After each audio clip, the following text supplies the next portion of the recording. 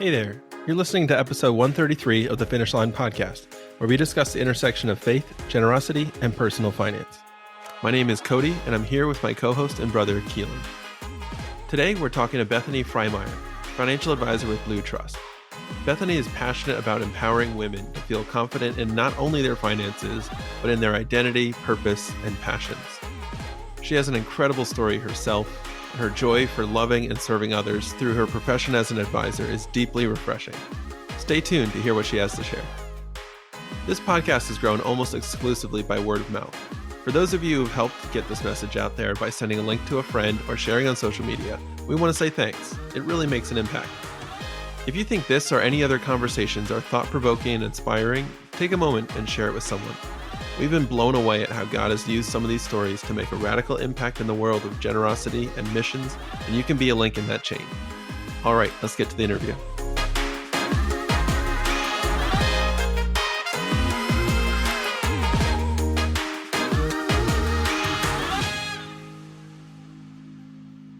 All right. Well, we have Julie Wilson from Women Doing Well joining us today as a co-host, and we are thrilled to have Bethany Frymire joining us. Thank you so much for taking some time, Bethany. Absolutely. I'm so excited about our conversation today. Can you kick us off today? Tell us a little bit about what life was like growing up, and what is your faith background as well? Absolutely. I'd love to. So I grew up in the Panhandle of Florida. I grew up in a town called Crestview that's right on I-10, close to the beaches, close to Destin area. And I grew up in a Southern Baptist church and became a Christian and got to know Jesus at a very young age, asked Jesus into my heart at 8 years old. So I was really raised in church, but just like many of us, faith really became my own, as I began to get older and then began to experience challenges in my own life. But I had the foundation built into me from a really young age. So my mom was a teacher. For all of my years, she taught 8th grade English and taught for maybe 37 years. My dad always owned a business. So when I was really little, my dad owned a family clothing store in our small town.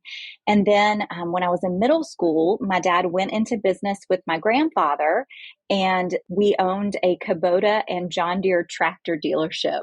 So I worked in the business some, not really with the tractors and chainsaws kinds of things, but from a pretty young age, working in the business a little bit, I could see I really love relationships with people, and I really like to do technical work. So I would do back office kind of work or count the drawer down at night. So I had no idea what the Lord had in store for the future, but He was already building in me things that I could see He'd gifted me in, or things that I loved that I just had no idea how He would use down the path. So I have a sister who's 6 years younger. That's my only sibling, and we're very different. I'm the older child. I'm the rule follower. I'm a little more passive. Her nickname was always Sparkle Baby in the family. So because she was Sparkle Baby, then I nicknamed myself the Dullard. Anyway, and my parents, they always want me to make sure and say that that was a nickname I gave myself in the family. So anyway, Krista, my sister, ended up being in nursing, and then I ended up being in finance. And so we have very different jobs, very different personalities, but we definitely complement each other well. And so I grew up there in the Panhandle, went to college down in Gainesville, Florida at University of Florida. So I'm a Gator. And I met my husband there, who was actually from my same hometown area I had grown up in, but we just didn't know each other there. So we married in 2003, and then the Lord took us on quite a journey, entering ministry, and then eventually brought us to Atlanta in 2006. Yeah, so I can already see how God was kind of planting some of these seeds early on, but tell us a little bit about how you got to financial advising and some of the steps along the way. So I have a marketing degree, and I think I always just assumed that I would always be the support person in our marriage. And of course, we support each other as a husband and wife, each of us equally. But I thought, well, if my husband feels called to ministry, then I'm going to support him, and I'll just have jobs here and there, wherever we are, as needed to help support him in ministry. And I just had no idea what God would have in store. So I had worked in the family business. I played the piano. And so I played the piano for a bunch of the schools in our county right after we got married. So when he was called to ministry, I quickly got on board with that. So when God brought us via Hurricane Katrina in New Orleans in 2005, when we made it up to Atlanta, I needed a job. So I had the marketing degree. I had no idea. I mean, I really had no idea what I wanted to do. We'd had all these changes happen with Katrina. So we went to a large church and they had a job ministry help center. So I just put my resume in there and waited to see what would happen. Well, Blue Trust called. So they needed an administrative assistant that did all kinds of administrative assistant tasks. Like I brought the bagels on Friday. I made the coffee when I arrived at the office in the morning. Like I had no ambitions or dreams really of taking the track that I ultimately ended up taking. So that's really how I started at Blue Trust. And then slowly over time, then the Lord just continued to open door after door where I walked through and ended up being a financial advisor after really holding every position that you could hold and growing up at the firm, really from the bottom until I came to the place where I began to serve clients. Bethany, how was that journey for you? You know, I know that the financial advising world is primarily a male space. You know, I think it's 16% currently of advisors are female. So if you've been doing this as long as you have been doing it, surely that number was lower. So what was it like for you coming up the ranks? I bet you had some really big cheerleaders. You had to have. I sure did. For me, growing up in the background that I had, I loved the Southern Baptist Church. I loved the church that I grew up in, but I'm not sure if I really saw examples of women in professional leadership. So it wasn't that someone said to me, there are jobs that women can't do in professional world. No one ever said that. Like my parents were really for me. And, you know, I had a lot of cheerleaders around me, but it was almost like this unspoken message that I had told myself. And so I just didn't even entertain that there were possibilities that I could be in leadership roles. So I think too, when you have a professional job, but it has that Christian overlay on top of it, that can be confusing as well.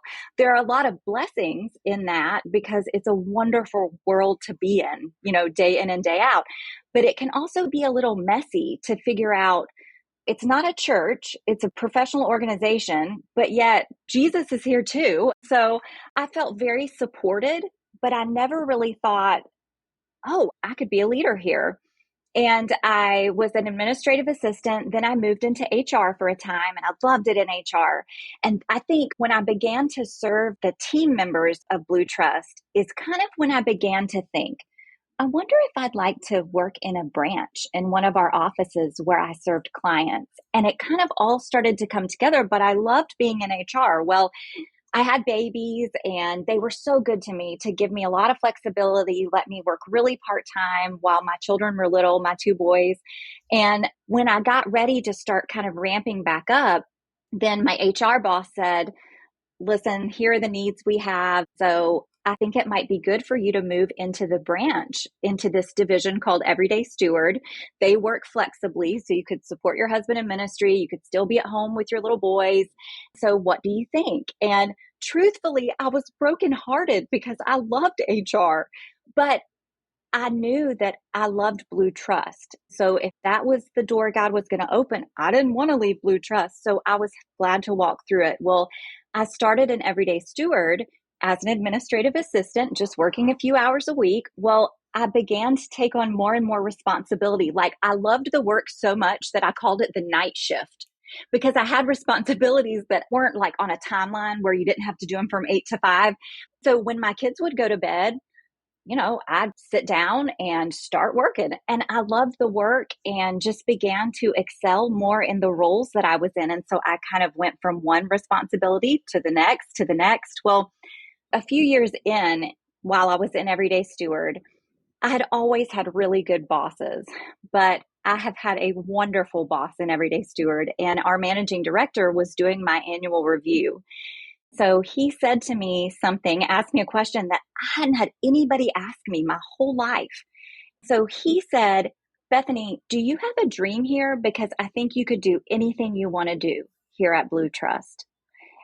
And I was really stunned by that because, like I said, nobody had ever said I couldn't, but it was just something sort of ingrained. So I went home and I thought about it, and my husband and I talked about it. And so I came back and I said, I think I want to be a financial advisor. So he said, well, okay, great. He said, well, you're going to have to get your CFP, right? Your certified financial planner certification. So I thought he would say, and we'll plan for that in the next few years in our budget.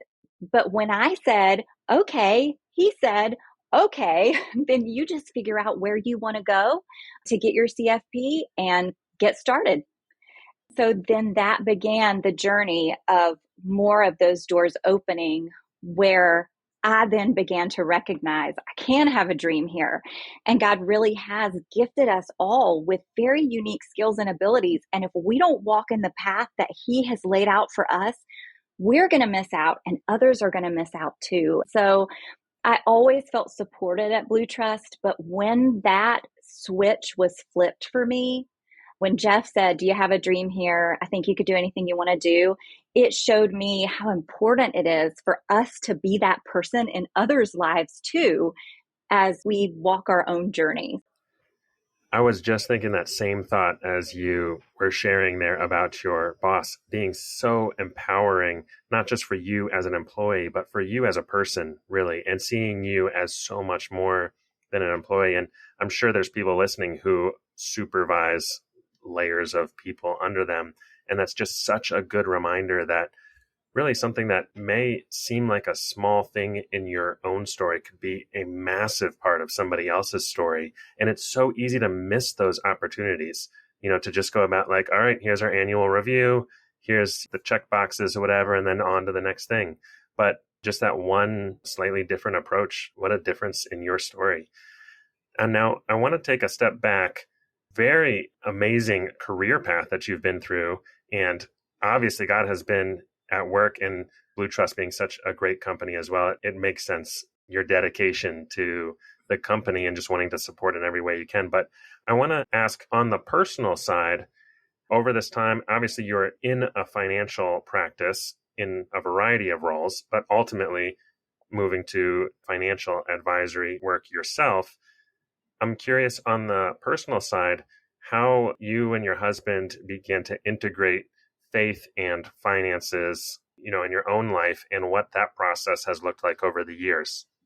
Yes. Well, first of all, I think my husband and I both had a really good foundation that was built in our homes growing up. So I can remember every Sunday, my dad having his Bible and taking it to church, and his offering envelope was stuck in it. Like, I don't know if your church was like this growing up, but mine was like they sent you printed offering envelopes with your name and address on them, printed by the week, and you would have them per quarter. You had the whole box. So my dad had those on the filing cabinet, and every week he'd pull it out for that week. He'd put the check in it, and it was stuck in his black Bible, and he was carrying it to church. So my family lived in a small house, like maybe 1,100 square feet, until I was in ninth grade. So I saw really good examples of, we had all we needed, but we didn't have all we wanted. But I watched my family, my parents, really faithfully tithe and give generously to different causes or different ministries. So that part felt really ingrained in me. But it's different when you get married and you're earning your own money as a family, and you're figuring out, okay, what are our rhythms? And how do you make giving where it's not transactional, where it's actually a joy? So we did have things to figure out. I don't think we ever really ran into a situation where we were like drastically in trouble, where we had to pull it back and apply these principles. But I think just the basic understanding that God truly owns it all. He doesn't just own the part that I've carved out, that I've decided, oh, we're going to tithe this. He truly owns every bit of our lives. And so we as a couple should always be holding our hands open to say, okay, Lord, you can give what you want to give, and you can take what you want to take. And I think the solid foundation we had growing up, our alignment together as a husband and wife in that immediately did make it easier and not as challenging for sure. But then just tackling things together, united. I think one thing that really helped me was a very wise counselor said to us, as husband and wife, my husband's name is Landon. He said, you and Landon are very different. Your personalities are really different. Like, I'm a rule follower. He's not so much. So we approach things very differently. He's be more of a risk taker, not me. I'm really in the box, which is why I fit in really well with Blue Trust Financial Advising. I like everything all neat and OCD like. So anyway, the counselor said, you have to remember that as both of you make decisions, even though they're different decisions, like I wouldn't have made the same decisions he would, most of the time, both of you are making decisions for the good of the marriage and to protect the marriage. So you're for each other. You're just sometimes doing that in different ways. And I think when I started to view things from that perspective, that was really helpful as well in our journey together. Bethany, I'd love to hear a little bit about the Women's Initiative at Blue Trust. How did you get involved? What kind of activities? What does it look like to be a part of that? Yes, well, we have not always had a women's initiative at Blue Trust. So it was very exciting when probably around 2017, we started to just look into, hey, what would this look like? And what do our women want? And how can we support them? So I just wondered many times how many of our women are like me, who really are there and faithful and are supporting their managers and their teams. But how many of them, if they just had someone speak some life into them or some possibility, what could God do? So the Women's Initiative has been just a wonderful, to me, part that is still really developing and changing and growing into, I think, what God wants to make it there. So we have a couple of areas that we focus mainly on. So we focus internally on building community within our branches. So, we have like 400 to 500 employees across the United States. So in some of our locations, we have tons of women who are there and they may not feel that isolated. But in other locations, our branch may be smaller and there may be only a couple of women there. So to me, it is so life-giving to be able to connect our women together so that we can all see, hey, we're not alone. We're all a big Blue Trust family together, and we can rely and learn from each other. So we really wanted to provide just the community discipleship together. So we have done some of that, and some of that we've done with Julie's organization that she is president of, Women Doing Well. And that has been just, to me, an incredible resource and partnership for us as an organization, because not only is Women Doing Well about generosity, but it has other components where you're figuring out what's your purpose and what are you passionate about. And then it's taking steps to believe in yourself and allow God to speak to you to open doors. So we've got an internal piece of the Women's Initiative. Then we also really want to work on, how do we serve women clients and prospects well? So for many, many years, since really Blue Trust started 6 years ago, we've done a great job when Ron Blue started the firm of serving couples well. So we've always served husbands and wives well. Like, that's a really important part of what we do. So we really love for a non-financial spouse and a financial spouse to be there together. And we try to engage the non-financial spouse where they're not bored to tears, in our time together. So I think it's been new to us to think about in the last, 10 years, how can we speak to and market to women clients and prospects? I think there are women in all kinds of seasons of life, and there are men in all kinds of seasons of life as well. But how do we, again, the Christian organization, like a divorced woman or a widow or a single mom, or I think when you have that Christian overlay, sometimes people don't come to us, I think because they might be ashamed of maybe the situation they're in and they need help. But whereas we should be a safe place to go to, sometimes I think people don't always feel as safe not necessarily to come to us, but I'm saying I think that's what we've worked on these past years to really make this. On our website, we've created a women's area that's solely for women, different seasons that women are in. So my hope is that women feel very welcomed. So that's been a big part of our initiative as well. And something that we haven't focused a lot on, but is something that we would like to start focusing more on this year, is providing opportunities for our women clients to collaborate and spend time together, whether that's in person or virtually. Blue Trust is a special place and we have very special clients. So we have had some of our clients express we would like to see opportunities where we could get to know each other and meet more people like us, who want that biblical financial foundation and then desire to be generous. So that's something that we hope to focus on in 2025 too. Bethany, I know a lot of the listeners own businesses. There are men that own businesses, and I think there are a number of women business owners. If somebody was listening and going, gosh, a women's initiative? Like, I never thought about that. What would you recommend as a step they could take towards that idea, and even evaluating if it would be something that would be helpful to accelerate their mission and their work? Any thoughts? Just because you have to start somewhere.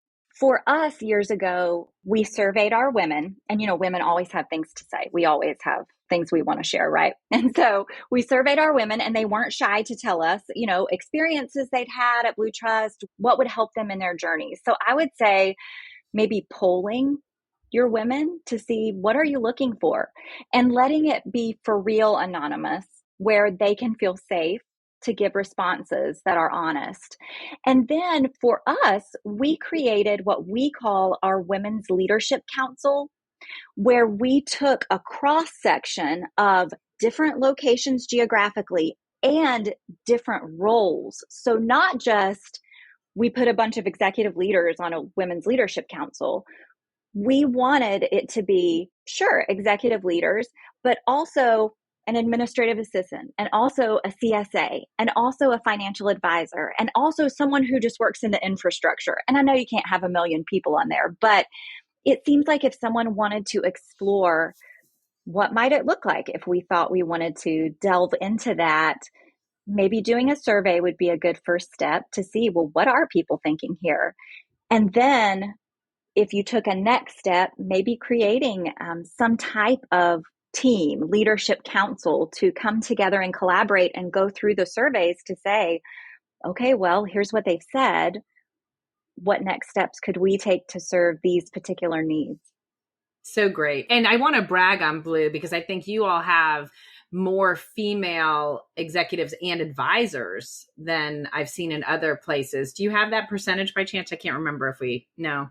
It's just more. No, it's more than the 16% average. I do know that. You have a whole intern program where you really invite women into that journey, because the entire advising world is seeking to see more women, and it's just harder to align those women and find those women. So I just think you've done a great job.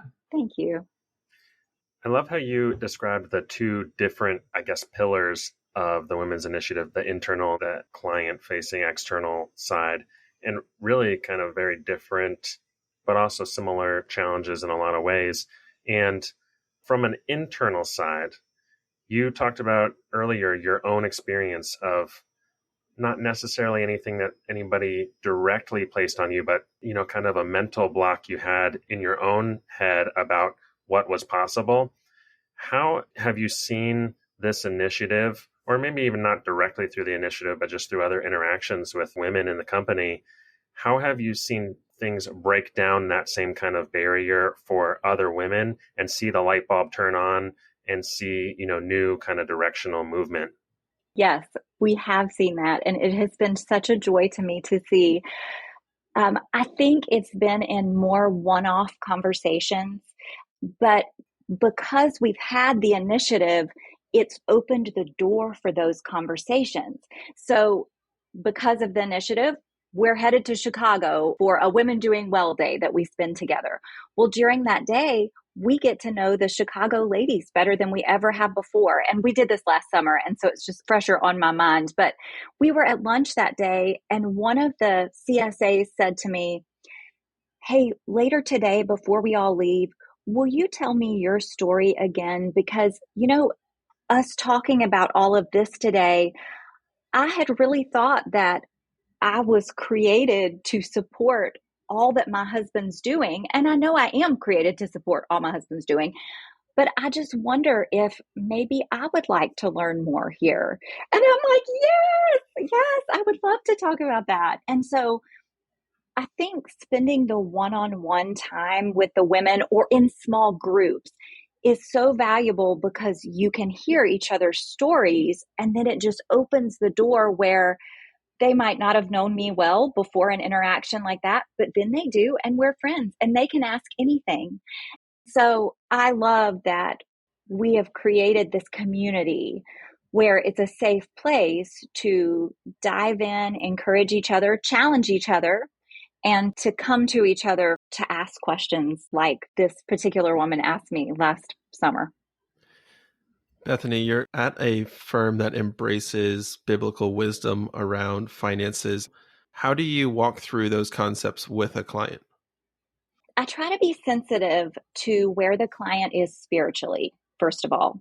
So I always want us to be who we are. So we're unapologetically, Blue Trust and for the kingdom. But I do try to be sensitive because if someone has come to Blue Trust and they're not as far along in their spiritual journey, the last thing that I want to do is cram the Bible down their throat where then they're really put off by that or offended by that. So I try to gauge in initial conversations where the person is and where they're comfortable. And then I try to meet them in that place.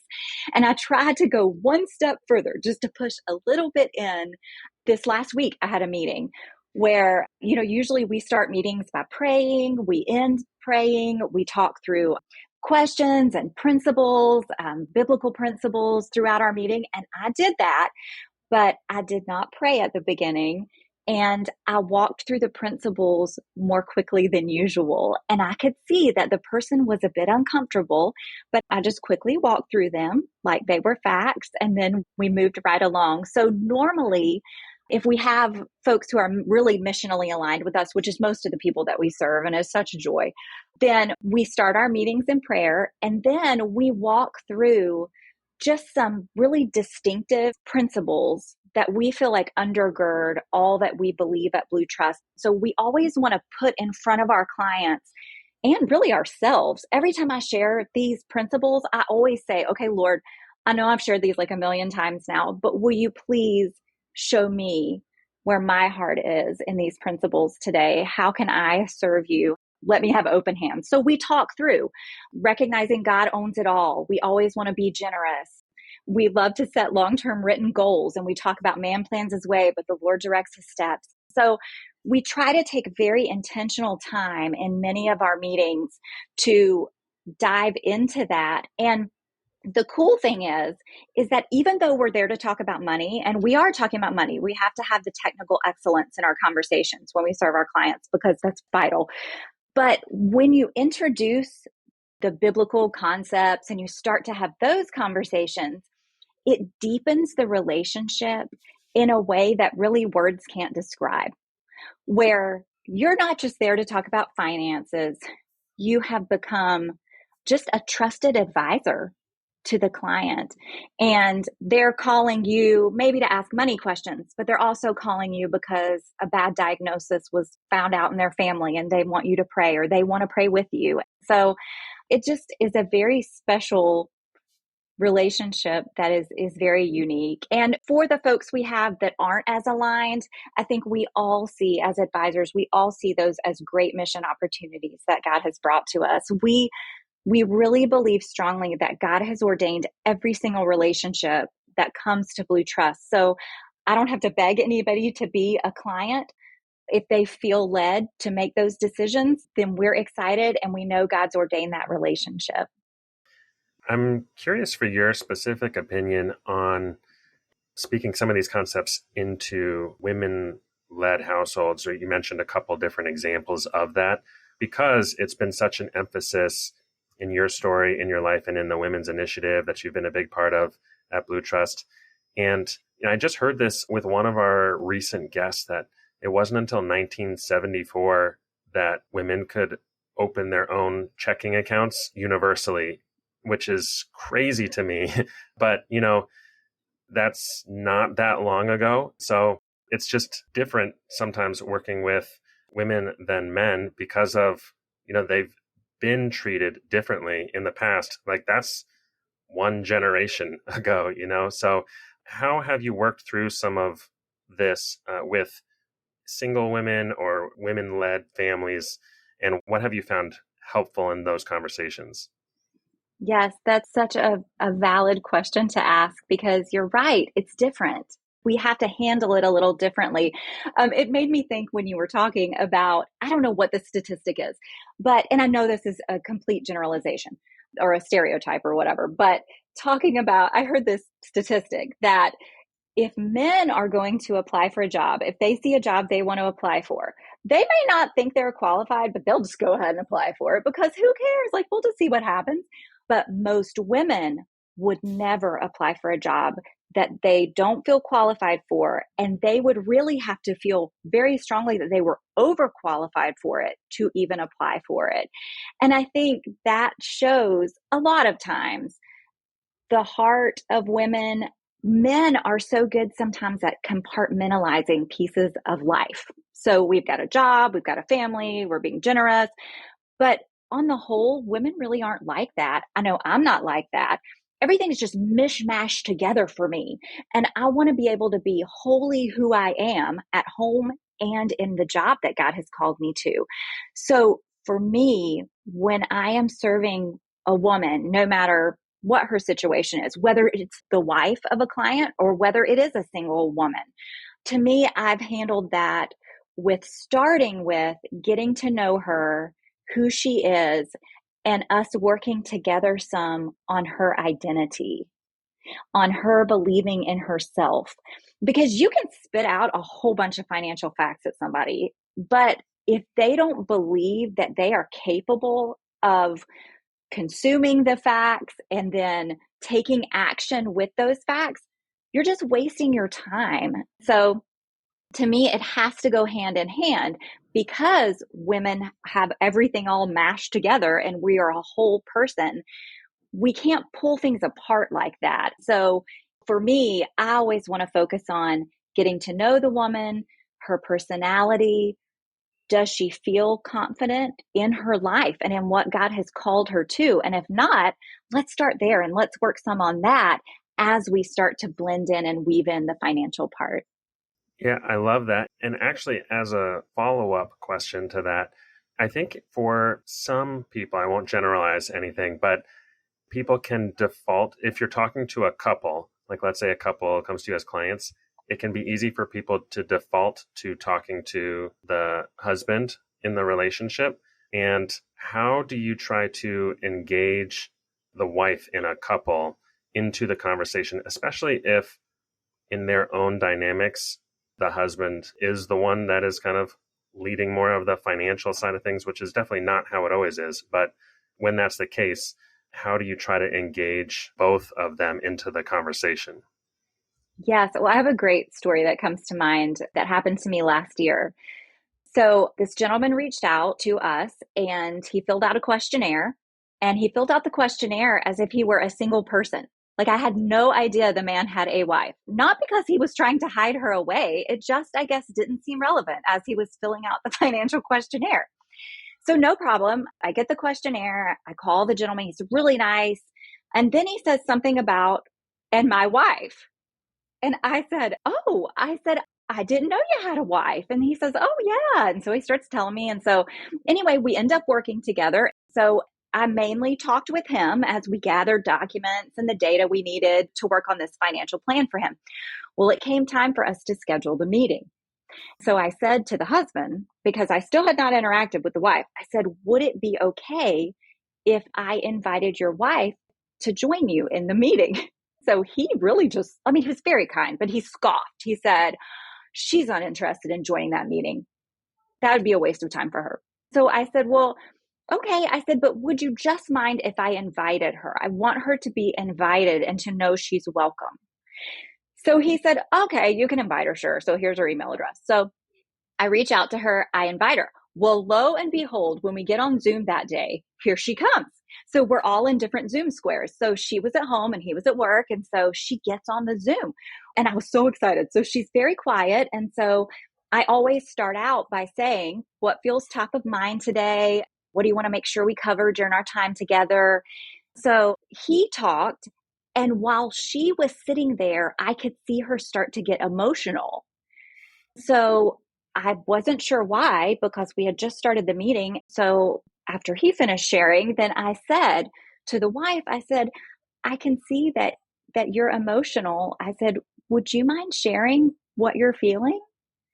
So she said, it took her a minute because she said, I don't really know. And then she said, I've just never been invited into a meeting like this before. And that was such a powerful lesson to me that, I mean, in the past, I had always tried to include both spouses, the non-financial spouse and the financial spouse, but it showed me the power of being invited in and how impactful that was to her heart. And, she participated in the meeting. Normally, if we have a husband and wife in a meeting, then I'll try to, if I notice one's not talking much, then I'll try to ask a specific question, whether it's, a technical kind of question or whether it's a softer kind of question about family or about children, just so the person can really feel like they're part of the conversation and equal part. Well, I think it's so important too, with what is happening in the wealth transfer, where overnight a wife will become the CEO of her family, as my friend Val Hogan likes to say. And it's terrifying if you've not been prepped for that role. And it's happening a lot more regularly. I would even venture to say everybody knows somebody who's just watched a woman in her 60s or 70s overnight become the financial decision maker for her family.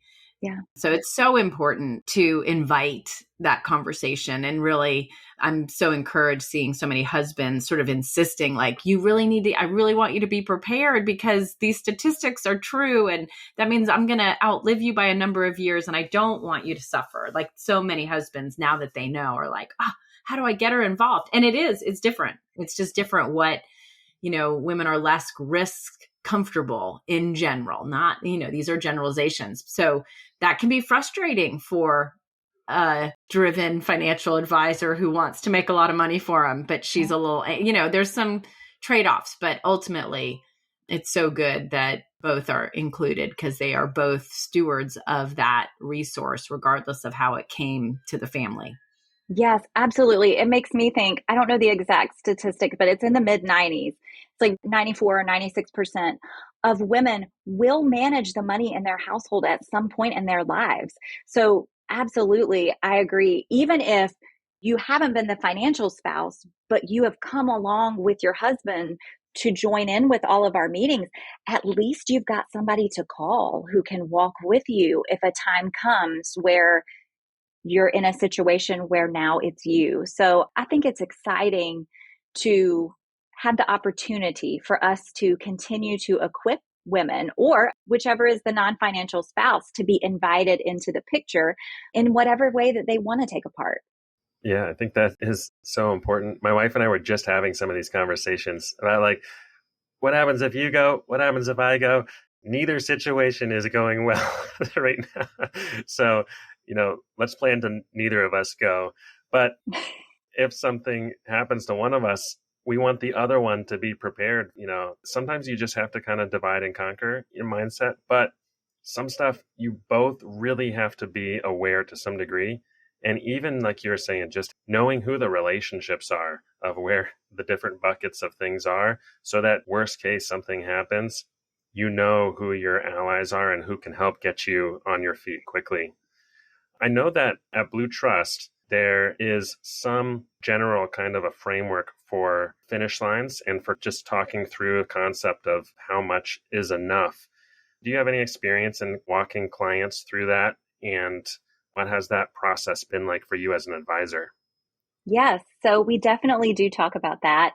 And it's very exciting, just even the technical tools that we have to be able to create a roadmap where we don't want to presume what's going to happen tomorrow. Who knows what will happen tomorrow? But as we look to what we think, if you keep doing these things, here's what it looks like, in your future.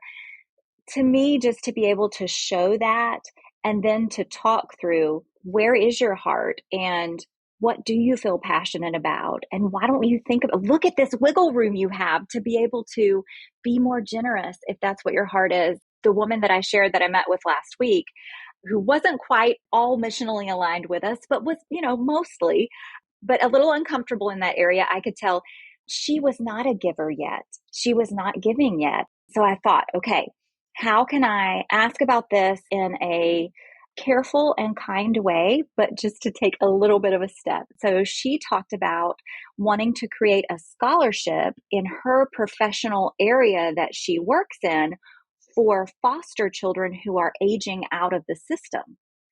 So I grabbed onto that. And then, we talked about in the generous giving. And so I think talking through the finish line, absolutely. We're always, looking at that. And as we make those evaluations, then we can see what's possible later, what's possible now. So it's just exciting to explore that with each client. So Bethany, I know you are in the process of writing a book to collect some of your thoughts. Can you share a little bit about the direction that you're heading with that project? I would love to. So this is way out of my comfort zone. So it's something that I have felt led for a long time to write. And I have written a lot over the years, but mainly personal family stories and things like that. So we have never had a woman write a book at Blue Trust. So not our current CEO, but our former CEO who was with us from 2017 until last year, Nick Stonestreet.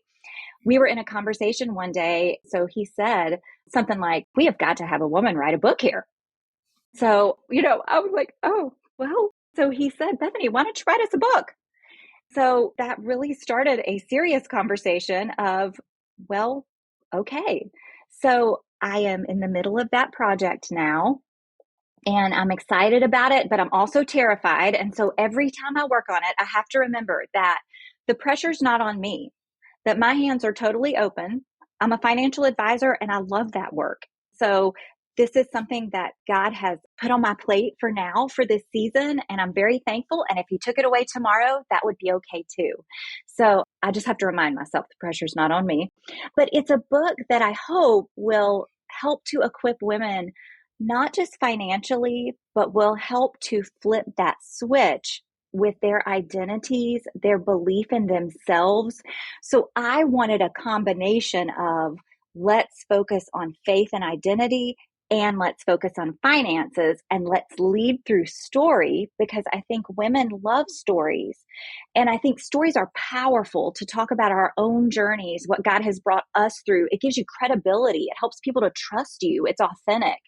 And then once you gain the trust, and once someone starts to really believe in themselves, that's when you can start to slip in those financial and technical kind of pieces that you can work to build a strong financial foundation or learn to do the next right thing. So my hope is that the book will really embody both of those. And I'm so thankful to the Blue Trust leadership who's been so wonderful because, it's a finance book. It's got to be a finance book, right? We're a finance firm. And so, but I felt so strongly about the identity piece and how with women, we're not compartmentalizing just finances by themselves. And if we don't speak to this identity and encourage in faith and identity, then they can read the book, but I really don't think they're going to implement many of the concepts. And I just don't think it's going to have the power for the kingdom that God could use it for without it being just a mesh together. So we're working on it now. We have some great partners who are just helping us, and we hope that we'll have it published and ready maybe for the Kingdom Advisor Conference next year in February.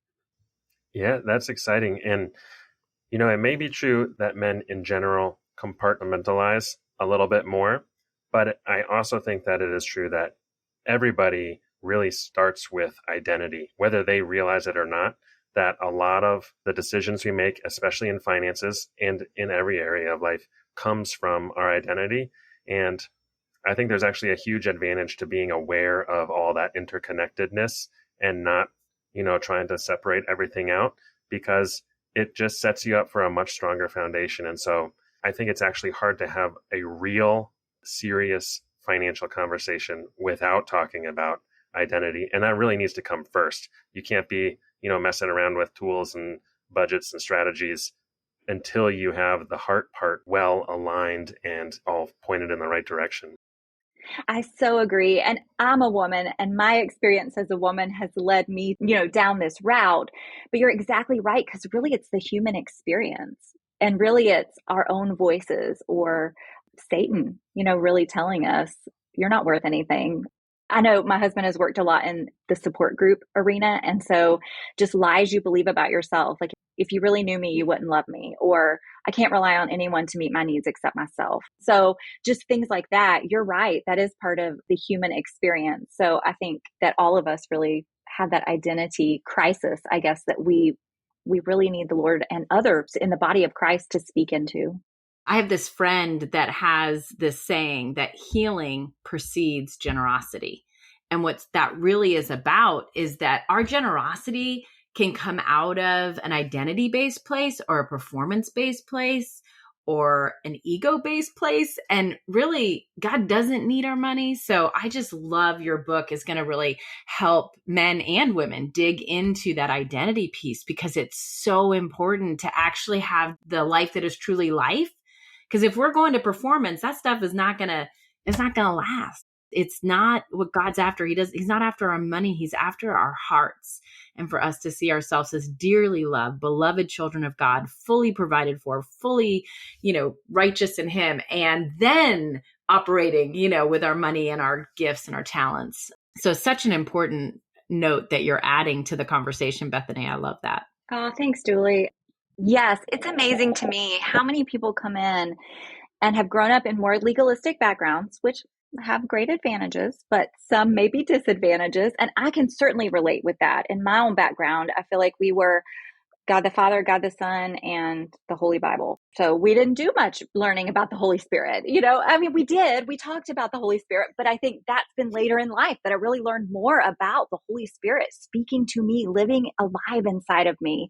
And it's amazing to me how many people, clients I have worked with, who are really locked into making the giving piece very transactional. And, it's a more legalistic, like this has to be 10%, or almost like I'm going to give 0 or I'm going to give 10%. And so to one person who had not begun a giving journey, I said, hey, why don't you just start giving $5 a week and just see how it goes?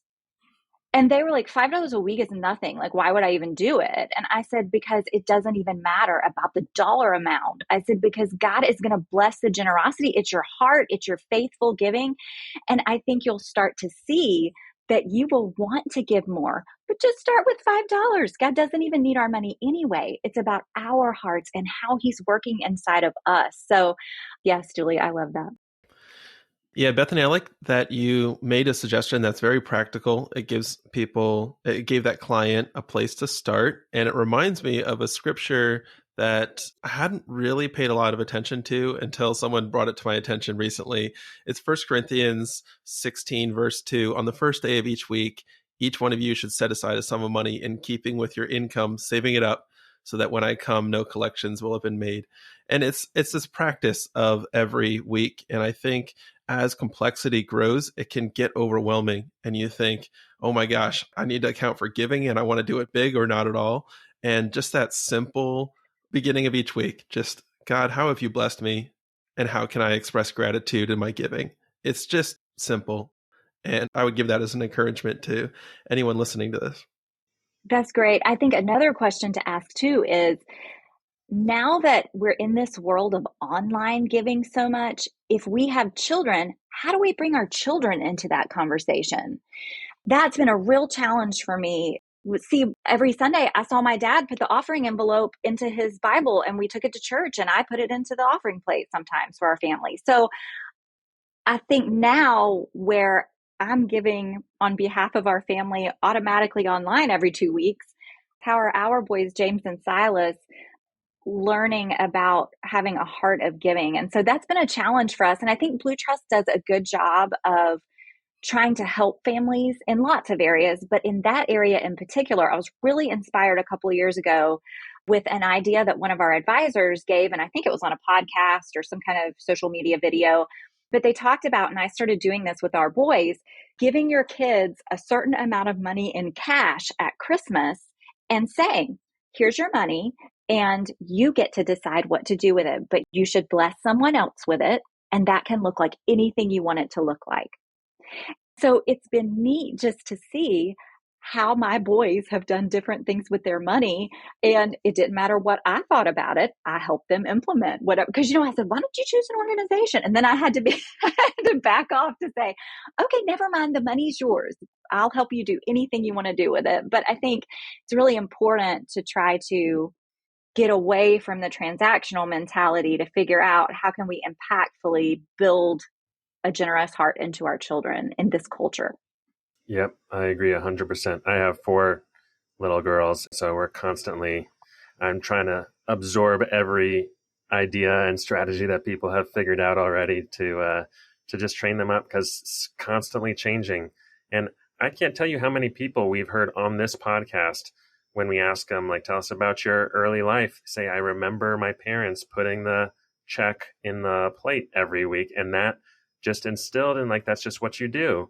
And it's easy to miss now. Like, our girls don't see us clicking the buttons or whatever every week. So, you have to just find other ways to do that. You're 100% right. Bethany, you have a lot of exciting stuff going on. Obviously, the book coming out in the next year or two. What are you most excited about coming on the horizon in the next 5 or 10 years as you look ahead?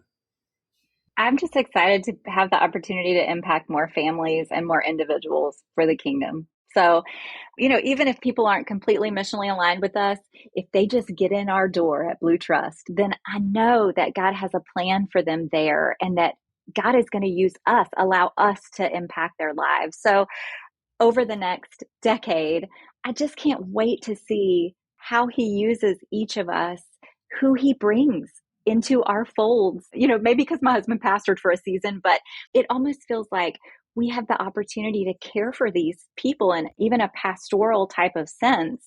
So for me, I know all of the client meetings are my favorites, but my very favorite meeting is when it's a brand new prospect that God has brought and they don't know anything about Blue Trust. So this is the first conversation where we're Zooming and they're telling the situation. And then I get to say, here's what we do and here's how I think we can help. So the thought of having continual conversations like that over the next 5 to 10 years, I just pray that God will grow Blue Trust, but that he will grow it in a healthy way only for his kingdom and glory, and that we'll all keep that mindset. So I'm excited for that. I'm excited to see more women on fire for the plans God has for them, whether that's internally at Blue Trust, because I feel really passionately about that, because that's how my story was, or women prospects and clients that we can speak life into to help them in that way. And I just hope the book will be a tool that we can use to help build that foundation of confidence and identity, and then ultimately financial education and wise decisions in that way. Yeah, that's awesome. And, I got to say, just in hearing you talk over the last however long we've been together, I don't know many people who love their job as much as you do. And I'm in medicine and I want to work for Blue Trust now, just in hearing about oh my goodness. the culture and, yes, everything that you do and how much you care for your clients, not just in like a transactional way, but really care about them as people, like you said, in a pastoral way, wanting to see them grow, not just financially, but as a whole person. It's just so encouraging. And I hope and pray that there are more and more advisors like you, because I know that is going to serve the kingdom and even those who have no real concept of faith, really, and maybe even a gateway into faith for some of them. So thank you for what you do. As we get to the end of our episode here, I want to leave some time for our manager's minute. So we like to leave our listeners with just a practical action they can take to step into their role as stewards and manage God's wealth wisely. So Bethany, do you have any suggestions for our listeners today? Absolutely. I have lots of thoughts, but one thought that I think has been really helpful, just a practical tool that you could use, and I have used as well personally and think is really fantastic, is the concept of a giving grid. And I think this is in the book Eternity Portfolio. And it talks about, well, here in my life, if I get a bonus or if money comes in and I haven't decided what to do with it beforehand, then it's just gone, or it went to this or it went to that. The giving grid is the concept that you decide before the money comes in. If I make up to $50,000 and that comes in, I'm going to give 10% of that. I'm going to be generous with 10% of that. If my income rises or God provides more than we anticipate and we reach 100,000, then on that next piece, we're going to give 12% of that. I know that's a little mathy, but I think it's a great concept because we decide before the money comes in, God, if you bless in this way, here's what I feel like you're leading me to do. And then when the money comes, you already decided, so you just do it. So it's easy. So that giving grid concept has been very helpful and I think insightful for a lot of our clients to just, you go ahead and make a plan, almost like a dream. Lord, if you do this, here's what we feel led to give back. And you're increasing incrementally based on whatever income you bring into your household. I really like that suggestion because it ensures, like you said, that you are growing in your giving, because I think as you continue to climb in your career, and if you're earning more and more and you have multiple sources of income, you feel the impact of your giving less and less you grow in your giving. So I really like that idea. And I have heard of the Eternity Portfolio, and I think they have some kind of tool to help people along that constructing a giving grid. But Bethany, this has been a lot of fun. I'm so grateful that you took some time to be with us and share your story with us today. Me too. Thank you so much for having me. I've loved this conversation. Thanks so much for listening to the show, guys. If you want to find any of our references or links from today's show, you can always find them in our show notes at finishlinepledge.com/episode 133. Before we finish up, I have a quick question for you. Have you ever stopped to answer the question, how much is enough? A financial finish line is designed to help you do just that. Our 90-day Finish Line Pledge breaks down the process into 3 easy steps. Step 1, define how much is enough for your family to spend in a single month, and use that as your monthly spending budget for 90 days. Step 2, as God provides money to manage, set aside any margin outside of your finish line into a separate bank account.